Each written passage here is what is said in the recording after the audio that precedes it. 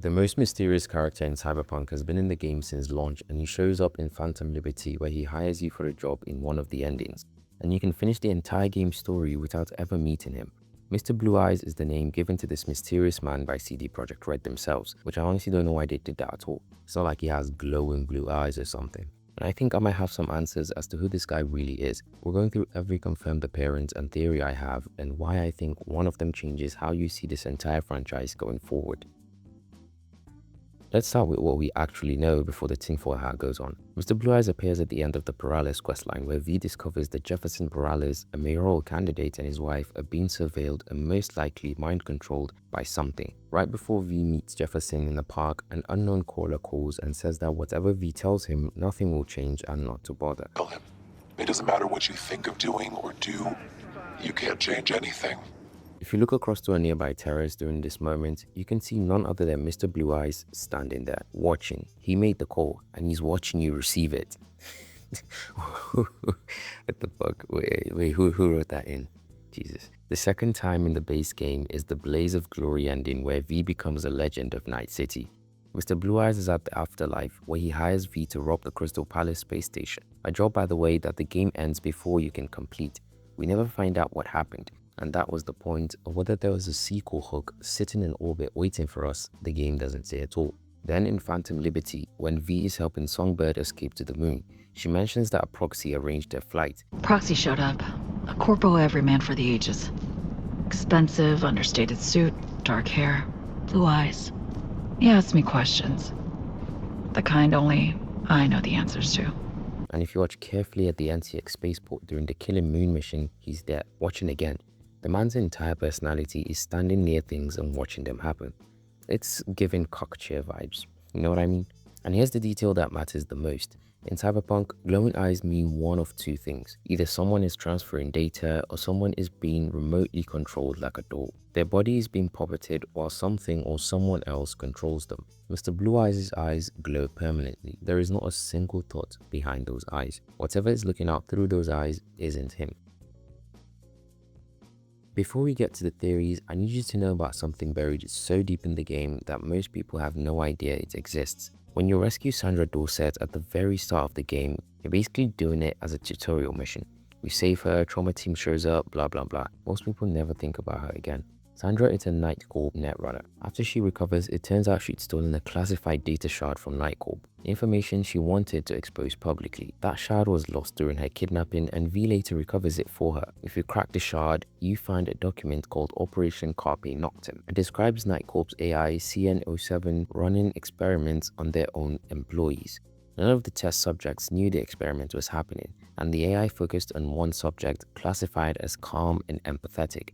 And after a period of conditioning, that subject began displaying acute psychopathic behavior. The highlight was a dispute over coffee, during which the subject strangled a colleague and then jumped out of a 16th floor window. A dispute over coffee involving strangulation sounds like me and my dad every morning. Night Corp built an AI to rewrite people's personalities, tested out on their own staff, and the test result they filed as a success was a man jumping out a window over a hot beverage disagreement. The AI wasn't designed to just control employees, but also to control other figures Night Corp deemed useful to them. Other figures like, say, a promising mayoral candidate. People have also noticed that Mr. Blue Eyes, Jefferson Peralez, and Gary the Prophet all wear identical rings. The thread is right there. The game put it right in front of you, and most people just didn't pull it. If this is making you want to go replay the entire game, looking at everyone's balls, eyes, subscribe. This is what I do here. Now, back to the video. At the end of the Peralez questline, Johnny's assessment of whatever is controlling Jefferson is that it is not human, possibly a powerful rogue AI that has already breached the Blackwall. Johnny Silverhand, a man who has strong opinions about everything and is wrong about a surprising amount of them, says the thing controlling Night City's future mayor is not human. And in this specific case, I think he's actually right. Here's the full picture when you put everything together. Night Corp is the weirdest corporation in Night City, and nobody talks about it. Nobody knows how much it's worth or what its main revenue source is. The 5th largest corporation in Night City is financially completely opaque. Every other corp brands itself everywhere. Arasaka's logos is on half the fucking buildings in the game, and Night Corp just quietly builds roads and pretends to be a public works company. Night Corp was founded around the ideals of Richard Knight.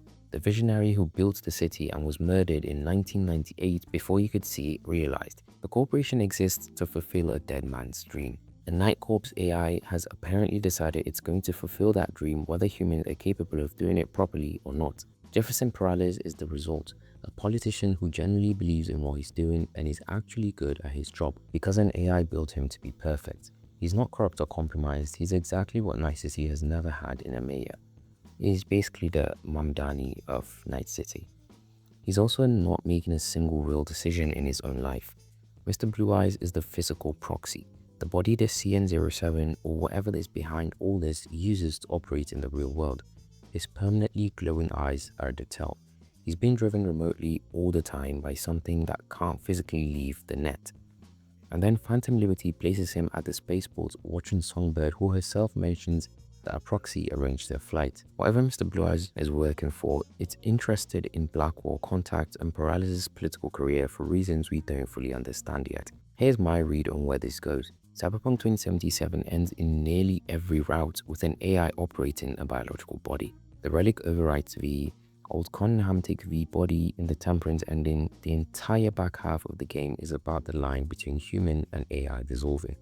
Mr. Blue Eyes has been on the other side of that line since before the game started.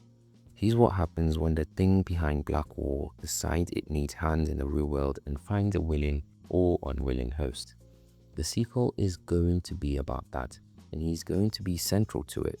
CDPR put him in the Killing Moon for a reason. If you don't plant a character that carefully into a DLC ending and just forget about it. Look, I have to say this because it's possible and I'm not going to pretend that it isn't. Some characters in games exist purely to make the world feel bigger, to imply that forces are operating at a level the player never accesses. It's a valid storytelling choice.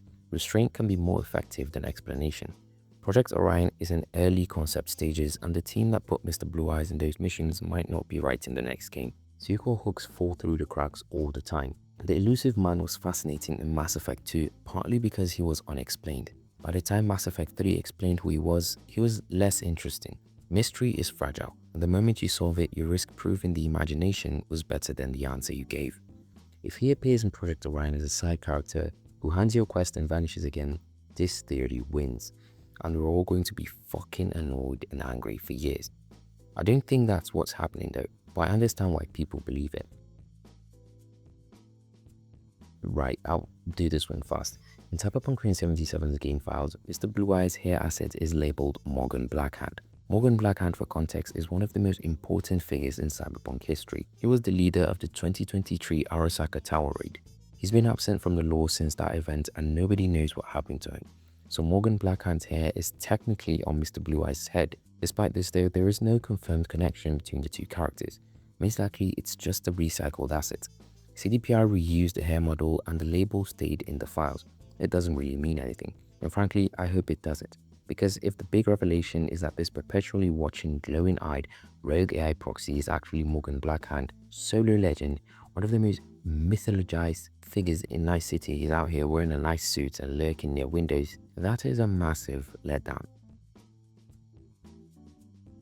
Here's where I go off the map, confirmed not only, but the conclusion it leads to is mine. What if the very AI that is running Night Corp and possibly Blue Eyes himself, CN07, has been running Night Corp for so long that there is no human leadership left at all to account for finances and other activities? The board didn't know what they were building when they approved the AI conditioning program, and by the time they found out, they were already wearing rings and had glowing blue eyes. But even Night Corp is not a corporation with an AI problem, but instead is an AI wearing a corporation's skin, using it to build a city that works according to Richard Knight's original vision, without the complication of humans being, human about it.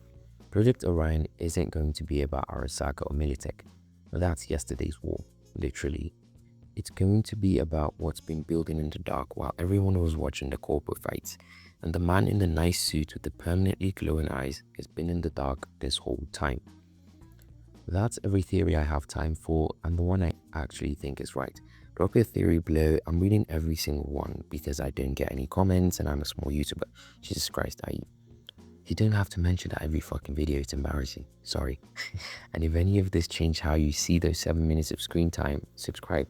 I would really appreciate it. Because I'm a small YouTuber. I said you don't have to say that every fucking time. I'm talking to myself, by the way. I'm schizophrenic. Sorry. And I will see you in the next video.